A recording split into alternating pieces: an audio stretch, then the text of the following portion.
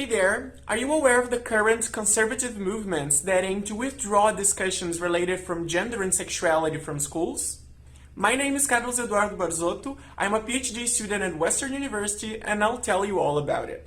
Since the 90s, conservative groups are opposing to political decisions that aim to include debates and issues related to diversity, gender, and sexuality from public policies. One of the main events that led to this opposition, you can see right here, is the Fourth Conference on Women held by the United Nations in 1995.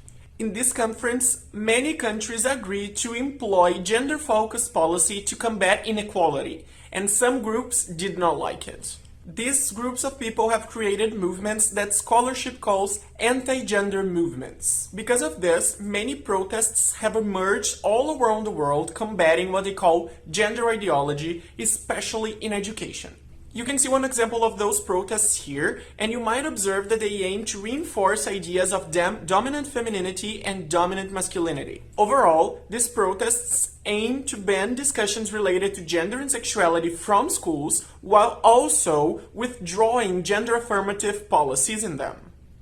These anti-gender movements can be traced in different countries and continents. However, they use different discursive strategies to trigger moral panics in order to engage people, whether it's online or offline, in their political agenda. Therefore, as scholarship has been showing, we can see and trace a global network of conservative movements that aim to ban discussions related to gender and sexuality from schools and from public policies. My research proposal is directly related to this global phenomenon.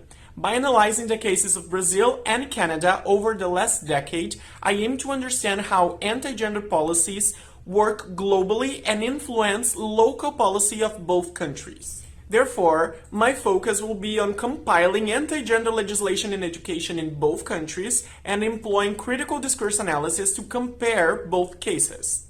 This analysis will help me to understand how these global actors operate differently or similarly in both cases so that we can create strategies to maintain gender-affirming policies in school systems. There's still a long way ahead when it comes to gender equality and no prejudice against sexuality, but including these topics in school curriculum is a step towards promoting a culture of equality and of respect. In this context, it's important to understand how these anti-gender movements work globally and locally in order to surpass them with our new strategies and create actually a better world with no prejudice and more gender equality.